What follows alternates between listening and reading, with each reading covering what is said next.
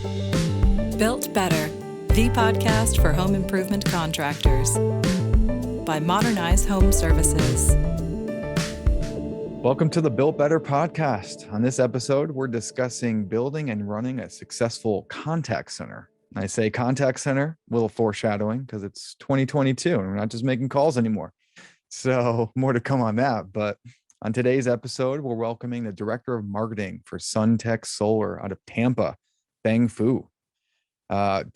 Thang, welcome to the podcast today. It's great to have you, my friend. Thank you. Appreciate it. Thank you for having me on. Yeah, absolutely. Chomping at the bits to talk to you today since it's bright and sunny out in Tampa. Talk a little bit about, kind of the contact center environment, your experience with all of that. But, first I want to get a little bit of a background on, kind of where you've come from, some of your experience, maybe some prior to Suntec experience to give the listeners a little bit of context on, what your role with the company is and kind of what you've seen throughout the years here. Sure. So, I've been in the business here since 2014. Prior to that, I wasn't really involved in anything like this. I did some sales jobs and things like that for cell phones, but I was actually a pit boss for the casino here in Tampa.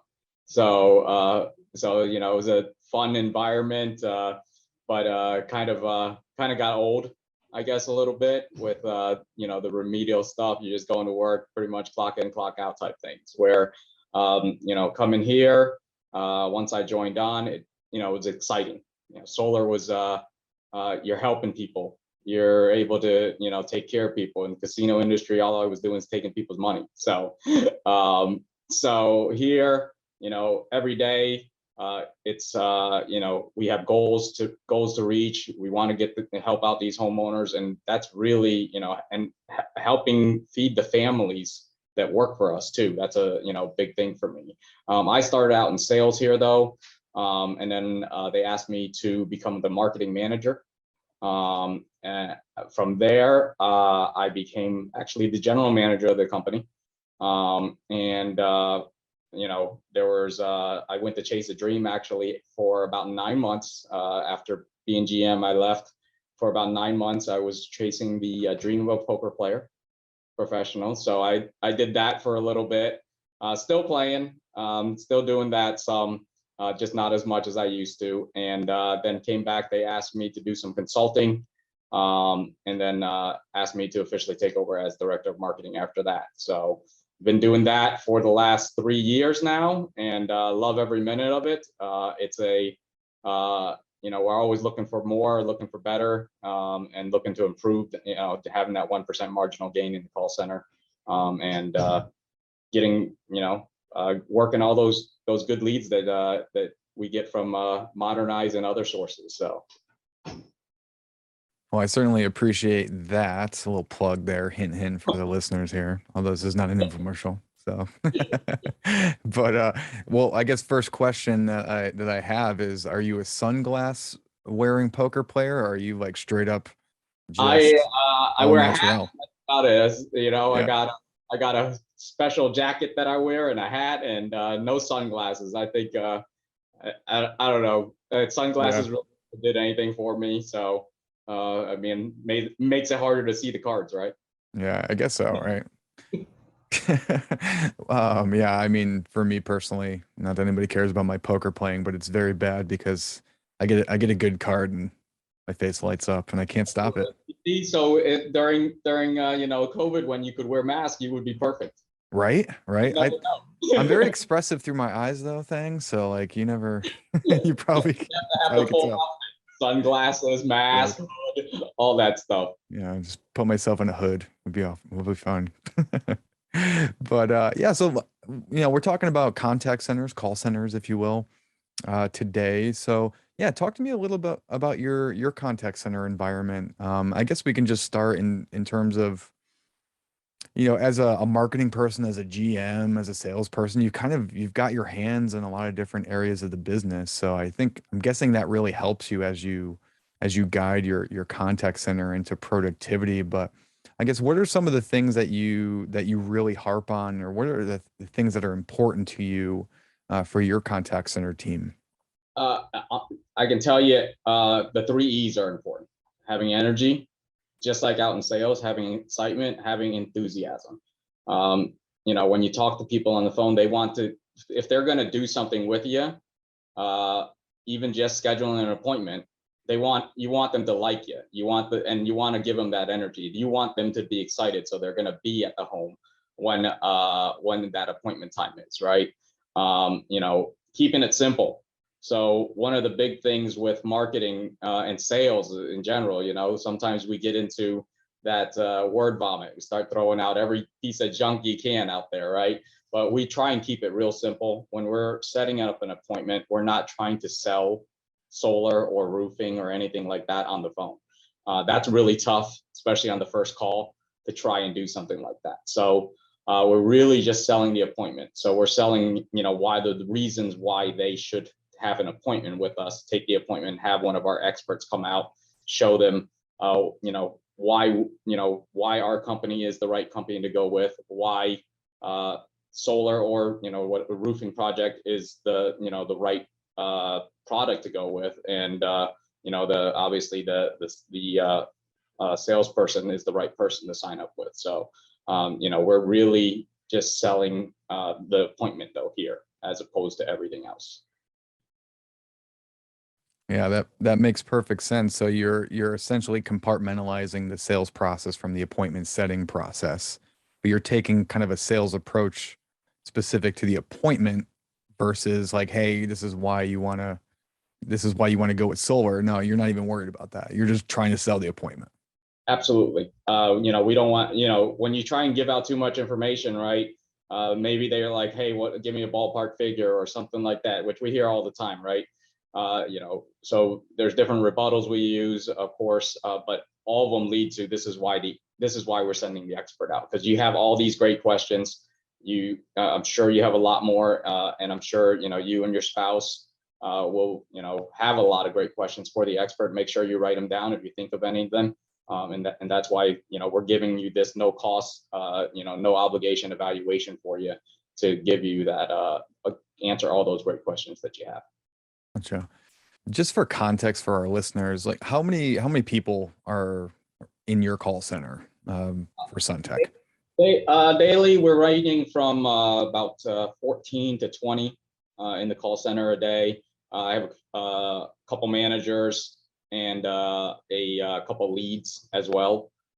So managers and leads are there to support the agents when needed. Sometimes it just takes a different voice. So one person might be good at opening, they might not be great at closing. So we utilize everybody to their best talents. Gotcha. And just in terms of how you structure, I think there's a few different methodologies for running a contact center, but do you separate by skill set, by team, or how do you kind of manage the environment in that way? So I have my managers make decisions on who's going to take certain type of leads, because that is not everyone can handle one lead one way and one lead another way. So we do have a lot of warm calls, and then there's obviously there's cold calling as well. That actually is probably one of the better sources when it comes to setting up leads. They become, there's people that just want to save money, right? So, but structure wise, there's a few different ones out there, few different people that we categorize for certain type of leads, like Modernize or our other lead vendors. So would you say it's more of like it is a skill set thing, but is it more like an inbound type of lead source versus an outbound lead source? Would you have the same people doing an inbound versus an outbound? Not necessarily. Some people know how to handle it differently. So we definitely want to separate that. Some can handle both. Some are good at doing both, but then there's some that, you want to have just as this, and maybe you can work them into cross training eventually. But that does take time on how you approach each of those. Gotcha. Real quick, we'll pause. Chris, is everything okay for you? Your video seems to be off. Yeah, can you even hear me at all? I can hear you. Yeah. Yeah, I was thinking my mic was like off, so if I'm coming in unclear, I was trying to fix it and not be too distracting, so sorry about that. No, you're good. You're good. I just wanted to make sure everything was good on your end. Yeah, I was checking audio. Sorry about that. Yeah. Well, Chris, why don't we bring you in here on the conversation? What do you have for thing? Yeah, I actually had a question I was attempting to ask a couple minutes ago, which is why I'm checking this out. I was so curious with your background thing, like, do you see parallels between sort of the casino gambling to now you're a director of marketing and you've got to pick where you would invest your dollars and where you spend? I'm just curious. I know it's not exactly the same, but in a lot of ways, we're placing bets with marketing as to what works and what doesn't work. So I'm just curious of like what you've learned in that industry and how it's sort of carried over into the remodeling industry. I can say it hasn't, in terms of the remodeling industry, I don't think as much, but managing people is really where what I picked up from over there. Because in the casino industry, you got so many different personalities, different, that comes to the dealers, to the players and everything. So kind of figuring out how to manage people individually. One thing that, I take from it always from that is never forgetting where I came from. So, I'm never, if I'm hard on them in there, which there are times I'm definitely hard on them, but they know that that's because my expectation is that's what I would be doing, right? I'm willing to do all the dirty work, the grinding, to show them that, hey, I'm willing to do it. So this is why I asked you to do it. So, but I wouldn't say there's too much parallels in terms of handling the money and everything, or, where to allocate funds or anything like that. Because really the casino industry, it's just printing money. Yeah, you're saving people money and you're not taking their money per se, right? Yeah, that's the great thing. Right now we're, I talk about that all the time. I do reference my background with the team out there. We run a morning meeting every morning because we want to get them started, get that energy going for them. So I run a morning meeting every day. And I do at times reference, my background, reference things like that so that, they feel what I feel about it, right? They know that I actually care about our customers. I care about, what we're doing. There's so many positives to being in an industry like this. And, it's the environment's one of them. Some people are, all for that. And then there's people that are looking to save money, take control of their costs with all the electric rates and everything going up, skyrocketing, with all the fuel costs and everything. A lot of electric companies here are up 20 to 40%. So people are feeling that pain. And we're hoping to help relieve some of that pain for them. I'm curious if you can talk a little bit about, I have experience in the call center. Clearly we work with so many clients that have large call centers, but without sort of foreshadowing too much, I love the solar industry. I have solar in my house. I think there's so much we could talk about as it relates to the benefits of it. But when you think of the team you got about 15-ish people in the call center? Yeah, probably right around that. Got you. Where does like the heart of the call center from your perspective come from? Like what's driving the team? Because I got to imagine, and for some people, it's like, hey, it's a job. I come in, I check out, but I could see it being so much more. I'm just curious, like, does your call center have sort of like a heart to it? And if it does, like, how do you sort of define what gets that team going? What's rare with I think with my call center a little bit is I've actually had people that have stuck around for a while, for a few years, which is really, if you've ever been through a call center, that's tough to find people that stick around that long. Usually it's a pretty close revolving door, but I've actually had a lot of the team stick around. Part of it is, we offer, motivation, offer spiffs, of course, cash spiffs, and they get bonuses. And I found that, a lot of companies out there that have call centers like this, they give bonuses if there's a sale, right? So somebody's so they have to rely on the sales guy to go out there and sell the appointment. Where in here, I don't actually pay for sales. I pay for them to get a demonstration. So it's more where they did their job, right? Where they actually did their part to get us to the house, set the appointment, get them in the door. Their job isn't to sell. Their job's only to sell the appointment, and that's what I want to pay them for. And that's, I think that's been a big push for them. When I made that change, I started seeing more people stick around, seeing more hunger behind them, I would say, because they knew they didn't have to rely on a salesperson to go out there and sell it, especially if it's you're setting an appointment for a brand new salesperson that has never been out doing this before, and then all of a sudden they're not getting the sale, so you don't get the commission for that. Where changing that structure has really actually been a big benefit for us. That's awesome. Do you guys, how far, and I don't have an intimate understanding of exactly how you guys do it, but do you try to connect the dots between the efforts that they're putting in and the results they're getting all the way to the value that you're bringing to consumers? So clearly you're helping people, you're offsetting electric. There's obviously a much larger thesis, if you will, behind solar and all of that. Do you attempt to try to connect those dots for them and sort of bring meaning to the work that they're doing, or to what extent do you take that?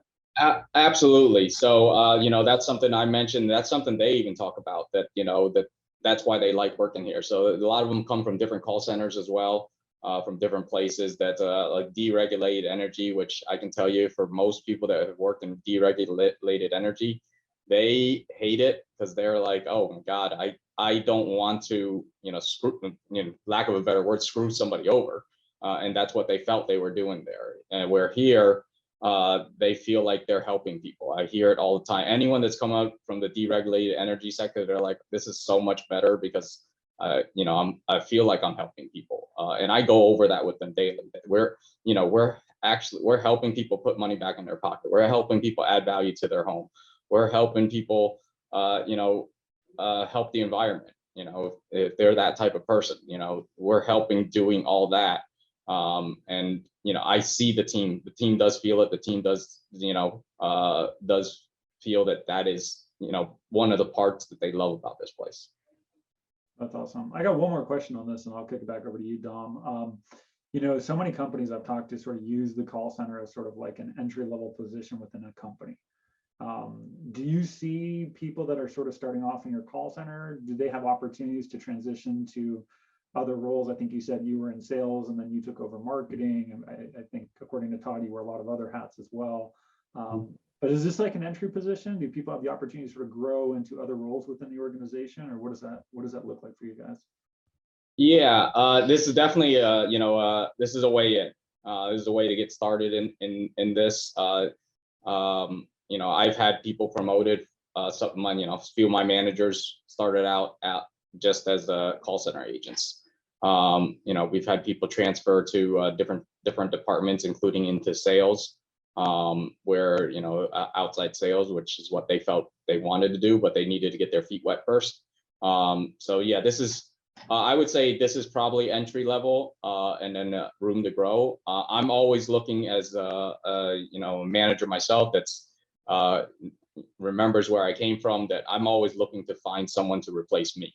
I think that's a sign of good management, and I tell them that all the time.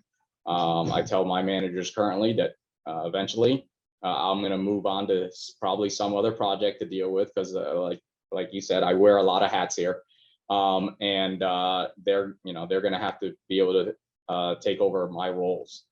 So that's what I groom everyone for, and I encourage anyone to step up and tell me, hey, I want to grow within the company. I want to do this. And I opened up new opportunities. We opened up a couple of lead positions as well within the last 6 months. So I'm always looking for growth. Yeah, Thang, you hit on something a few minutes ago that I really that resonates with me. It's the idea of, I'm going to roll up my sleeves, and I would never ask you to do something that I wouldn't have done myself. I mean, that's a core tenet of servant leadership. And you'd be surprised at how rare that kind of is in throughout the industry. It's point and shoot, just do this, but you're not connecting it to your you know, like your North Star per se, right? This is what guides us. I'm going to do something because I'm going to tell you to do something and help you do something because I've done it too, and I know the experience. I know how it's going to affect you, how it's going to affect the homeowner. So I think it's a really important thing to connect those dots. Yeah, Um, you know, absolutely.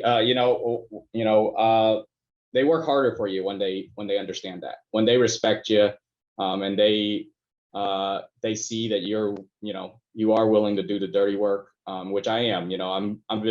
I've jumped on calls, and then when I've jumped on calls, I've actually seen the room just stop working and just listen to me, which is a little funny. I'm like, you guys have stopped working. You guys, all went on pause to listen to what I'm saying, which I don't say anything different than they say. I just do it with different enthusiasm. So I'm still saying the same thing that I asked them to say, which is that's why we send the expert out when someone gives me an objection, right? Right. So always selling that appointment. But they see it, I've heard, not tooting my own horn, but I've heard, a lot of them tell me, you're the best boss I've worked for before. So because, I'm not just demanding things out of them that I'm actually trying to help guide them to being successful. So. yeah, I mean that's the holy grail of being a manager is to have someone tell you, there's a little bit of gamesmanship in there, I'm Oh, sure, right? but, but yeah, you want to feel like what you're doing is resonating with the people that you have working with you, right? And I think that's the key term. It's like you're working together. Your whole goal, there's a goal, right? The goal is to grow the business and in turn help homeowners along the way, right? So it was always that win-win. And I just find that really interesting whenever we talk to different industry leaders, different folks that have different management styles. The best one always seem to keep a real focus on, hey, how can I help my people grow? It's just not what can my people do for me to help the company grow, there's a nuance there, but kind of going back to just the contact center versus the call center kind of idea. And I think, we're in 2022. We're almost going to be in 2023, which is weird, yeah. really weird, right? Kind of want to get just a feel for how you've seen things change. I mean, you started with Suntec a few years back. How's the, just the environment and the technology that you use to go to market with homeowners? How's that changed for you? Oh, there's been a lot of changes. So, we use different type of calling methods. We use a dialer that, is able to bring those leads in automatically. I mean, we were doing mostly cold calling when I first started, not really as much internet lead purchasing. I mean, the environment of lead purchasing has changed so much over that time. I remember it used to just be, hey, they send us an email with a new lead or whatever it was, and then someone would call it. And it wasn't great for speed to lead back then, because it's not an automatic push. So now, since we've gotten our CRM and have everything pushed right into that CRM, everything's pushed right into our dialer. So once that call comes in, or once that lead comes in, it's getting hit, it's getting contacted, which I think, once we added that feature with you guys to push it right into the dialer, we've really taken off because we even get to it faster than we used to.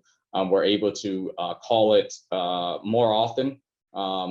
Instead of hand dialing, it's right through our automated dialer. So we're able to call it more often. We're able to cycle through it, get a couple calls, or a few calls a day into it, at least if no one's answering. And it's the technology's definitely changed. Way back, I was relying on my IT guys to, hey, I need this, I need this, I need this. Oh God, my system's failing, please help, but now, things are a little more stable. And I would say I probably rely on the IT department way less now because all the vendors are able to do things on their end that actually just push things through so much easier, so much faster. I've learned a lot actually discussing it with all the vendors on how to approach leads. And speed to lead wasn't always the biggest thought in my head way back then, but now I understand how it works so much better and more efficiently. Yeah, what would you say are some of the kind of key conversations that you're having lately that like turned you from, hey, like, we're doing this process, it's working for us. Like, what are some of the keys that you've heard over the past couple of years that have kind of pushed you in that direction? Oh man, there's been a lot of different conversations. I've been through a few reps with you guys, and I can say Sarah was probably one of the best ones I had. She was, I think things started moving in the right direction once she took over as as my rep. She started focusing on the leads that were coming in. We weren't looking at, hey, just getting as many as we could.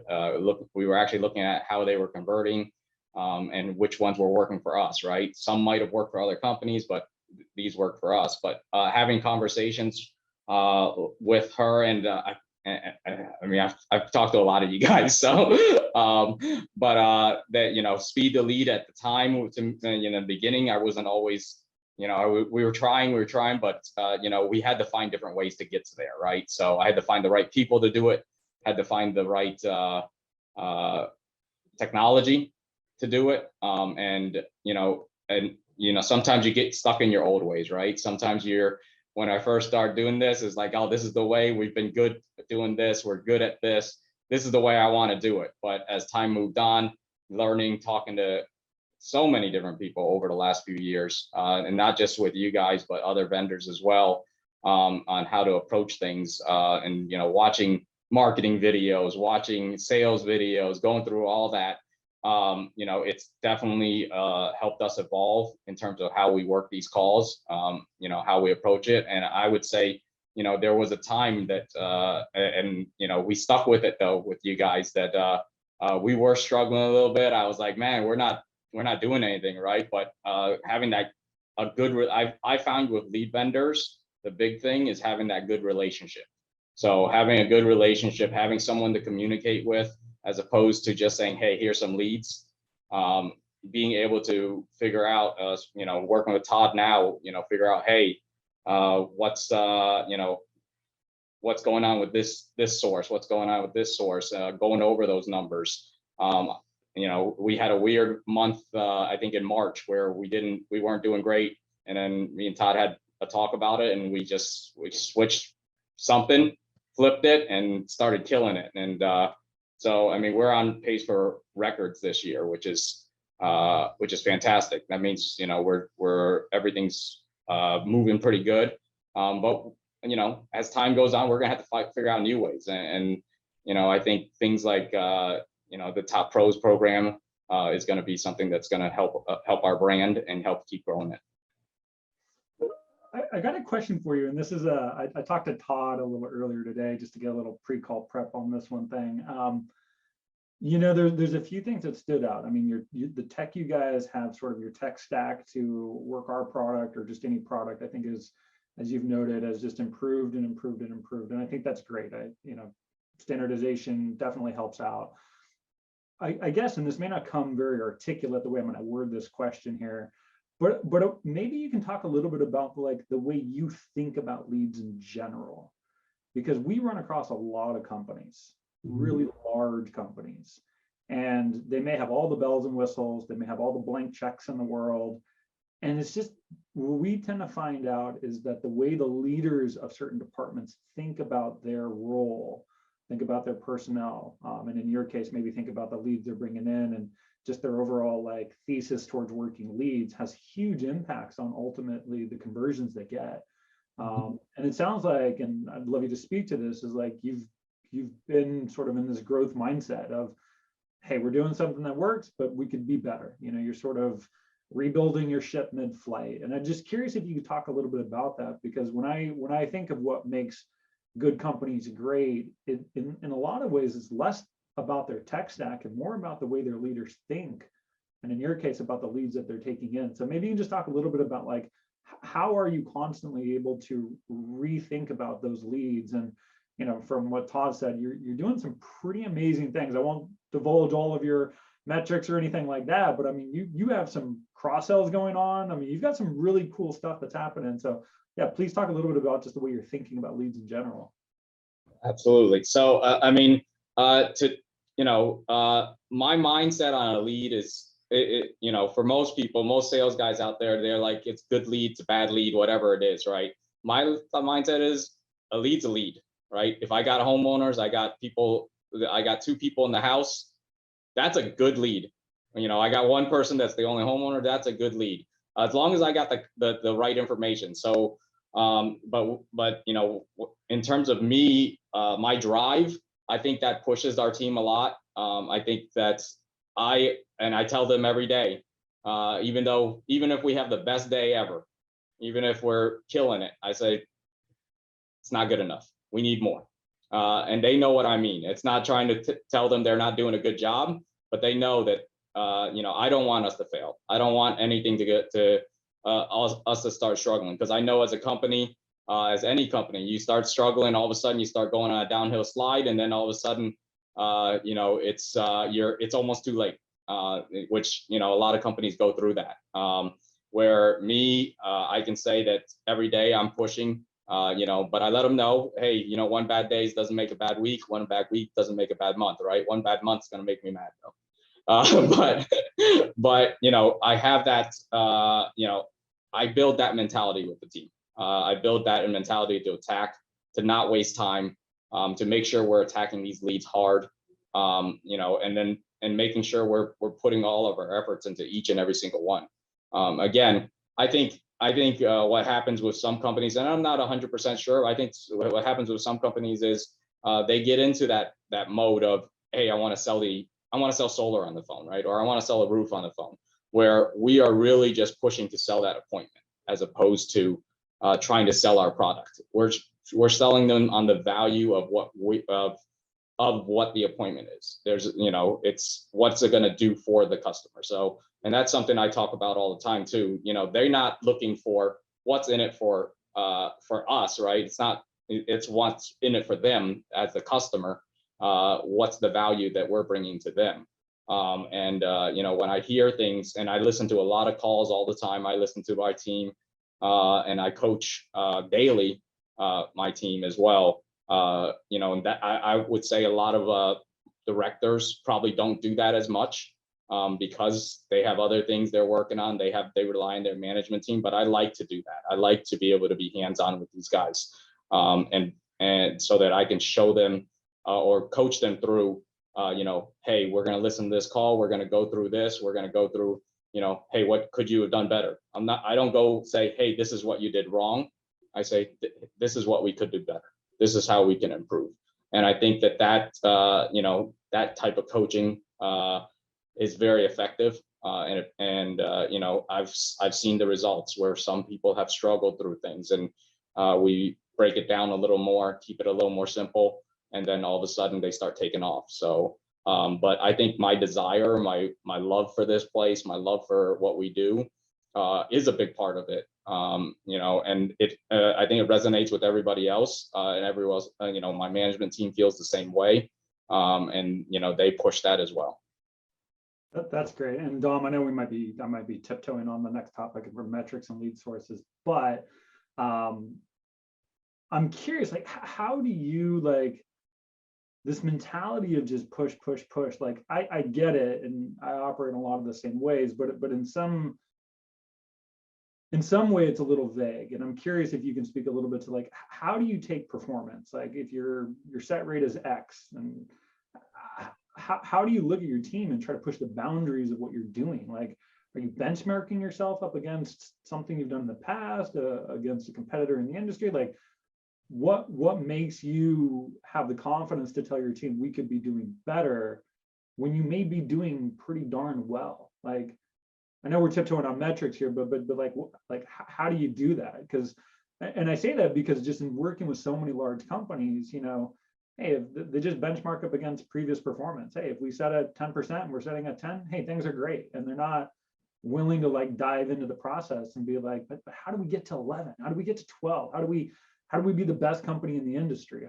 God, I heard from my partner that some other companies beating us from performing. Like, how do you really tap into that and like have the confidence to push your team to do more? Like, what are you benchmarking up against?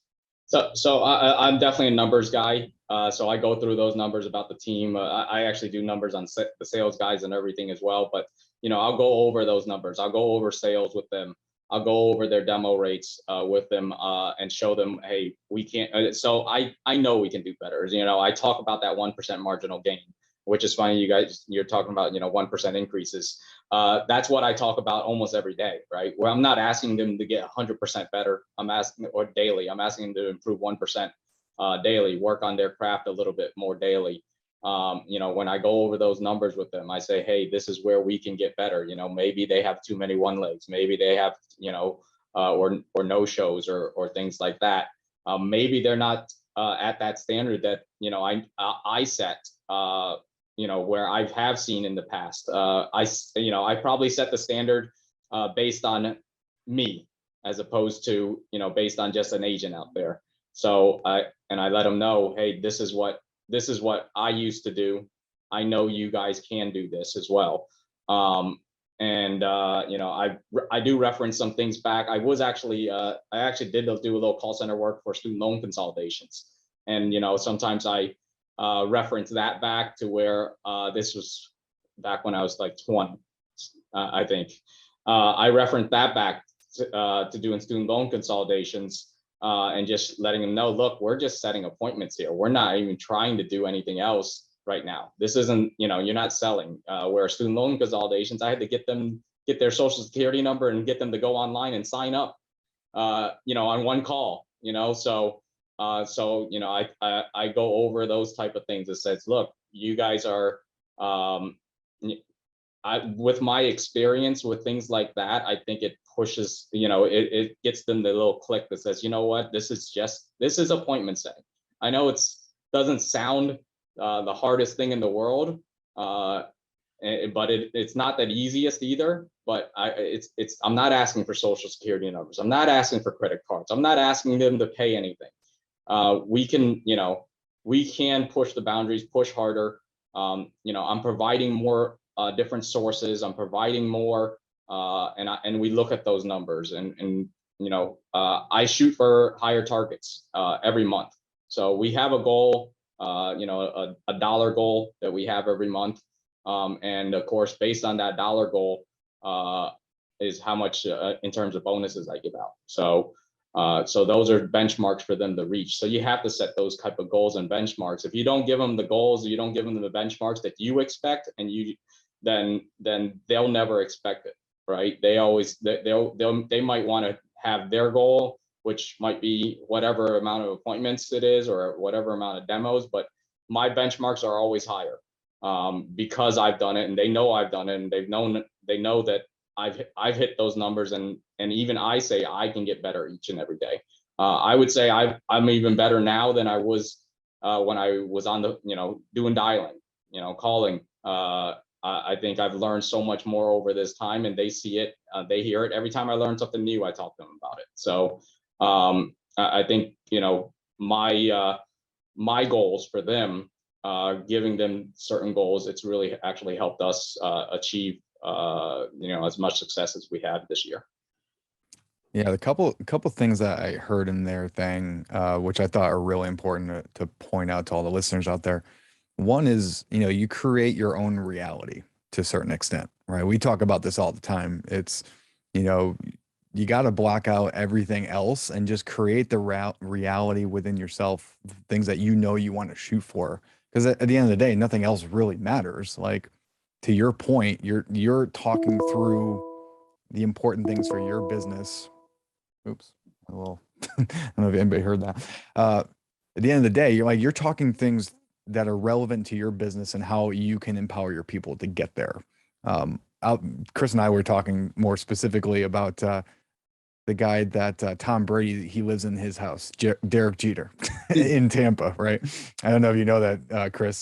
Tom Brady's renting Derek Jeter's house in Tampa. So that's just a little tidbit for the listeners out there. But we were watching an interview the other day because they have the new series, the Captain on ESPN, and they were asking, it was like, hey, how do you do so well in the playoffs? Like you just Mr. And his name is Mr. November, right? Because he just crushes it throughout the fall, right? In the hardest games. And his feedback I thought was just amazing. I don't do anything different. My regular season approach is the same as my postseason approach. I want to win that game. I can do better than I did last game. So when I step into, face the hardest competition, it's nothing different than every day that I'm just stepping in the batter's box, And I thought that was super, super powerful. It really means that you take the same approach every day, you create a structure for yourself, and you just try to do that little extra bit. 1% better every day is like 300 something percent better at the end of the year, the incremental gains, right? And I think one thing that is good is to talk about goals outside of work too. Like I talk about that with my team, right? What are your goals? What's your next thing you want to achieve? And having people that have been here that started out as an agent and becoming my managers, where they started out living with their mom, living with their dad, and now they're homeowners. They have solar on their house. They got a new truck. They got, asking the team, what are your goals? What are you guys want to do? What do you guys want to achieve? And how are you going to get there? Right. I want to help you get there.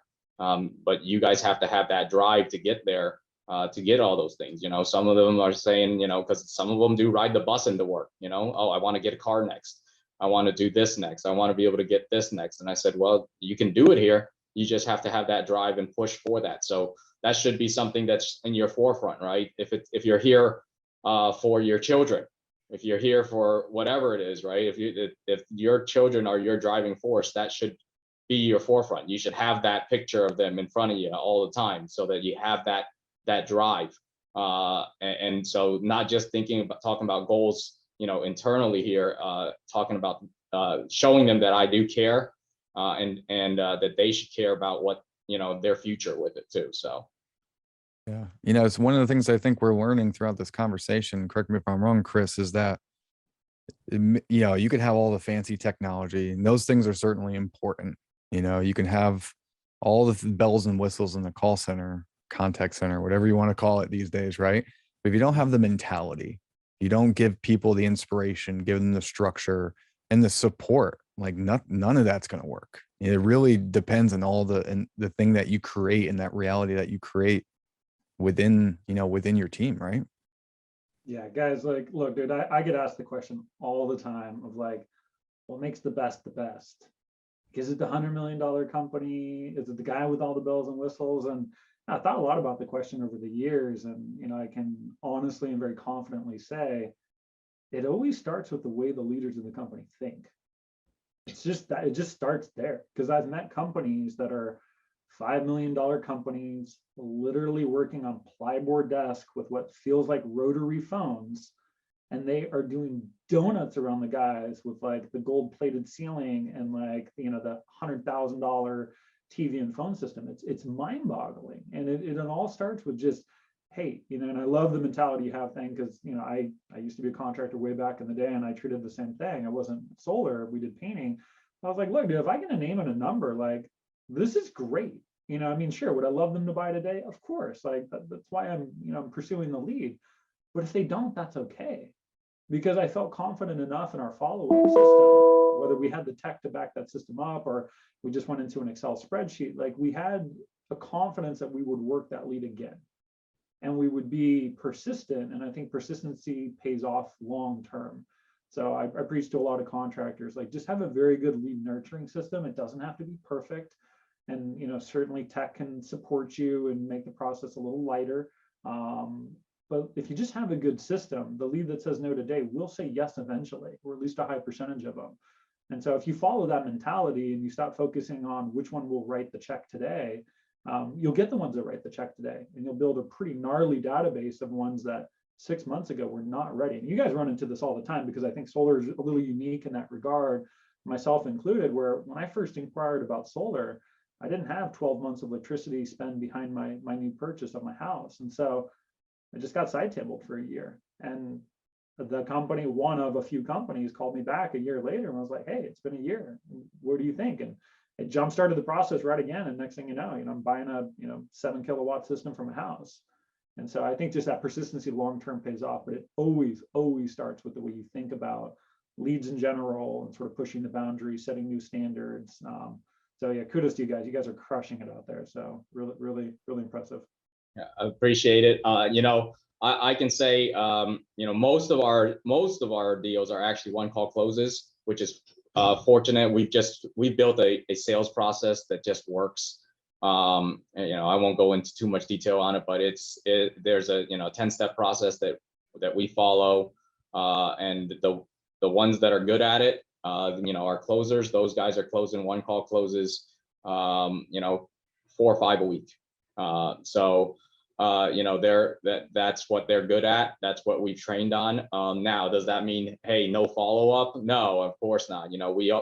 So the follow up is not just done by the sales guys. They're done by our call center. The technology helps, but it's just it's really, like you said, no difference, right? It's just a little bit of a boost to make it a little bit more organized, as opposed to having the Excel spreadsheet out or whatever it is, right? So it just makes it a little bit more organized, but we stay on top of that. I think probably follow-up wise is probably only about 10% of our business, where we're a 90% one call close. That's just built on our confidence in our product, but built in our, some of our unique selling propositions that we offer. Being able to show the customer that we are the best company for you. Running into, I would say a few years ago when we first started with you guys, we didn't have that when it came to shoppers, right? Which a lot of the leads are going to be shoppers. We didn't have that type of mentality, as strong of a mentality with that. We were letting other companies get our business that I think we should have earned, because maybe we were a little bit higher in price, because it's not about price, right? It's about value. Since then, we figured a way to pivot and show even more value than we did before. There's a lot of people that buy from us because of our value and not because of our price, because price and value, when you pay something, pay less for something, you might be paying for it even more in the long term. So, and that's what we show a lot of the customers out there. And the call center wise, they're always attacking. And that's, I think, with me, with my management team, our mentality is always to be going after it, right? And until they basically tell us, I don't want to ever talk to you again, that's pretty much, we push until then. And you have to acknowledge their reservations and everything. But again, when we're asking for that appointment, we're not asking for a sale. We're asking for, just sit down with us and we'll show you what we can do. Yeah, it's process. Process is really important. Mentality, I would say, is more so. Yeah, like focusing your people, chunking to the appointment versus the entire sales process. I mean, it creates that focus. That's really all you need. You just need opportunities, right? We're running up on time here, Thang, but again, thank you so much for just sitting down with us and talking through this. This has been really fun. What I do want to just go through just a couple things, just as we close out here, is really, what's the future look like for you? I know, solar in itself, especially with a lot of the stuff that's happened now with, a lot of the incentives that are coming through. I know Florida, just kind of re-solidified some of the things they're doing. The federal government now is increasing the ITC and all that. But from a call center environment, purely call center environment, contact center, what's the future going to look like? What's the next evolution of what you're going to be looking towards? And I'm looking at possibly looking for another office even to build the room even more. Obviously, expansion is the next step. I'm pretty full in capacity in terms of my room right now, but we are looking into that, adding another room, probably a different location, somewhere further north, reach some different agents. Though I do have agents traveling about an hour to come to work sometimes. So actually a handful of them. So they do apparently they like working here. Future wise, we're looking at, obviously I look at different lead sources all the time, different ways to attack it. We look at different scripting. I have huge goals. So, the numbers that we're doing now, I continue to keep pressing that and stretching to get further and further. And the more, we talk about those type of goals, the more they start believing they're reachable. So, I'm seeing it. We're seeing the results from this year, just year. I mean, our monthly from January to just last month has more than doubled our sales. So, and that's just preaching those goals, pushing this team. But expansion wise, that's going to be big. There's so many calls that they can take, so many agents. So obviously, the more agents, the better. And then obviously training them to do different things, like different type of inbound stuff, different type of lead sources, being able to take those on, cross-training them. And I'm just looking to grow and grow. That's really my mindset. I've already looked at some locations possibly to put another call center in. And of course, at that point, I'll be probably running both of those and grooming somebody to do the day-to-day operations while I am traveling back and forth probably. So. Is it always going to be brick and mortar for you, or are you looking at any virtual call center environments or virtual sales environments? I've looked into virtual a little bit. I've had some agents that have done virtual, but I don't love virtual. To be honest with you, when it comes to the virtual environment, you don't have that person there to drive that person, to give them that push. They're on their computer, they're at home. I know working at home myself at times, I'm like, oh God, I just don't feel like doing it, right? So I like being able to have them in a location. I think it's a better, not just for them, but it's a better bang for my buck, because I know that we can motivate them, we can push them. Where if I'm going through virtual, which we had before, you might be using a messaging system or something like that, or possibly whispering in their ear during a call. It's not really motivating, right? So it's not really. And I think people need that. I think salespeople need that motivation. They need that drive to keep going. And without it, and some people can do it well. You have to find those right people for the virtual, but it's not easy. So you have to be able to. I like being able to interact with my people on a day-to-day basis, and push them to that next level. Yeah, I mean, that makes a lot of sense. Right up on time here, Thang. I mean, just in closing, is there anything that you would advise? Let's say somebody wanted to open up a solar business that's not competing with you in another state, somewhere far away. What would you advise them to do? Setting up a call center, or just setting up the company in general? I mean, I've actually talked to one of my friends over in Las Vegas. He's asked some advice on it, and honestly, I can say, keeping it simple. You want to have simple scripts. You don't have to have all the worldly technology or anything like that, but you want to have simple scripts. You want to set up what you're looking for, right? You're not looking for the sale on the phone. You're looking for the appointment. That's really the best advice I can give, because when you try and start selling the phone, it's just that's going to bury you more, because then they're going to ask you all the questions, right? They're going to ask you everything that they want to know, and then why do they need the appointment anymore? when you've answered everything for them. So you keep it simple, sell the appointment, and you can't go wrong. Well, that sounds like great advice to me. Thanks so much for taking a moment with us this afternoon. Really appreciate it. Appreciate, you being with us as a customer. And thank you for, giving a little bit of your secret sauce to the listeners out there. But yeah, if for listeners out there, if you like what you heard, please give us a like on or review on Apple Podcasts or Spotify.